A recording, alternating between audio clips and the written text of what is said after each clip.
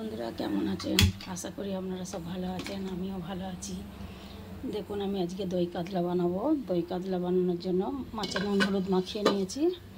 এবার আমি মাছটা সর্ষের তেল দিয়ে ভাজবো। আমি সর্ষের তেল দিচ্ছি।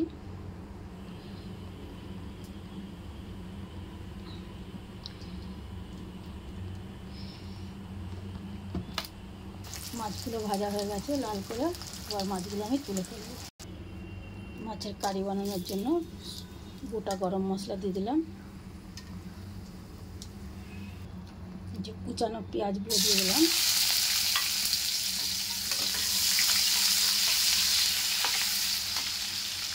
এবার পেঁয়াজটা লাল করে ভাজা হয়ে গেছে। একটু খুব লাল করে ভাজবো না, হালকা একটুখানি কালার হবে। এবার একটু পেঁয়াজ বাটা, টমেটোর বাটা, এরপর আদা রসুনের পেস্ট,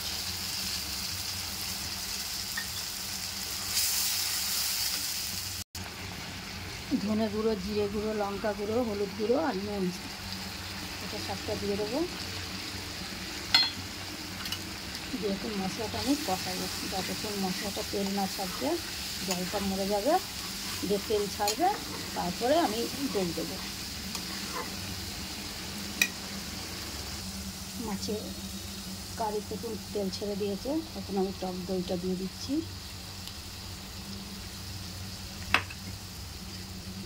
দইটা দিয়ে একটু কষাতে হবে।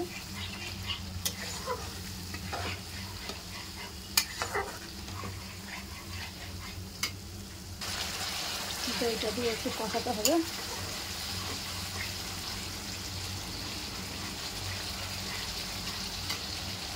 এবার আমার মশলা কষানো হয়ে গেছে। আমি এখন গরম জল বসিয়েছি, গরম জলটা দিয়ে দেবো।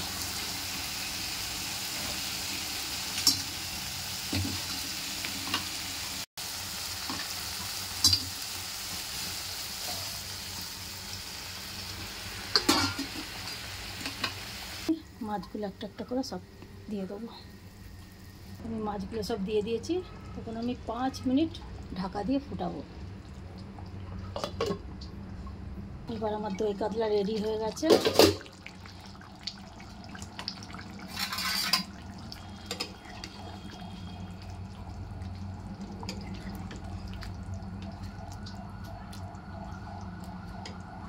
একটু মাছের ডিমের পকোড়া বানাবো, বেসন, একটু কাঁচা লঙ্কা আর একটু পেঁয়াজ। মাছের ডিমের পকোড়াও রেডি হয়ে গেছে। ভিডিওটা ভালো লাগলে লাইক করবেন, শেয়ার করবেন আর সাবস্ক্রাইব করবেন। মাছের কারি রেডি। বাই।